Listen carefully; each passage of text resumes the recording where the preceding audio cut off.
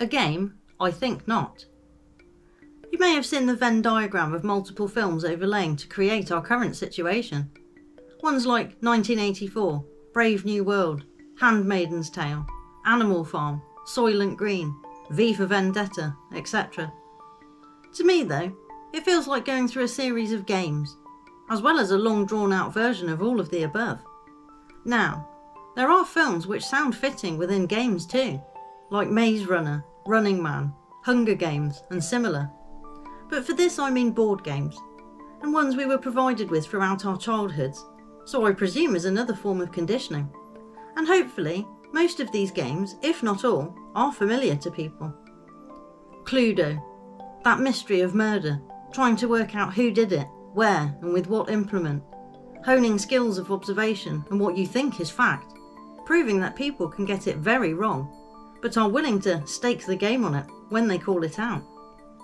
Mousetrap, of pitfalls and traps, not wanting to get caught, but inevitably you do. Like the hold your nerve games like Kaplunk, Buckaroo and Operation. It can be done, but you have to develop steady nerves and a steady hand.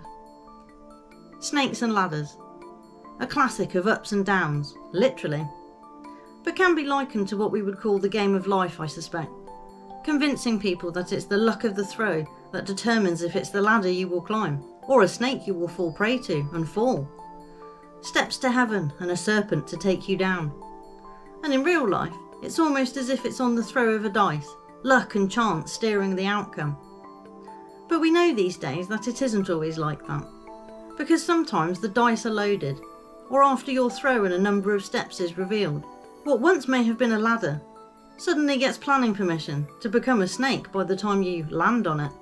So it's not an even match of chance at all. Monopoly.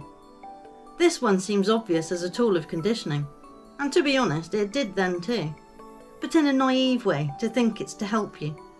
And in a way it is, but it's to help you help them, not the same. Battleships.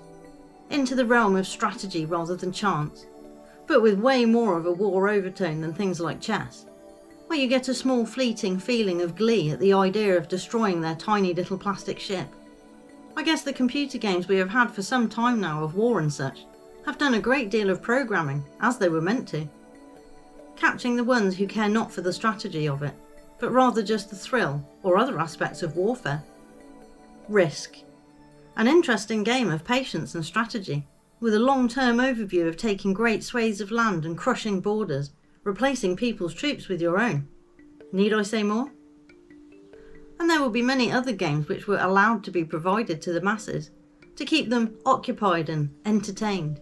But clearly, all of the mainstream things have been very carefully placed for decades, to very carefully prime people for requirement, and to give people the knowledge you want them to have, keeping them always on the back foot. Like playing Cluedo with only half the characters available, or you don't have all the locations, and still thinking you can solve it. I keep thinking it all seems like a rather large jigsaw puzzle. Let's say it's 1,000 pieces. You are given 15 pieces to start with, and a few hundred have been destroyed. Some have been hidden well beyond sight. Some have been duplicated. Some have been replaced with dummy false pieces, and so on. And you are then expecting to be able to solve that puzzle eventually, and keep trying until it drives you into madness. Or you decide that it is so ridiculous that whoever changed and moved all those pieces has completely ruined it, so why would you bother to continue to try? You wouldn't in reality. You'd decide the person wasn't worth engaging with anymore, throw out the old pieces, and start afresh with a new one.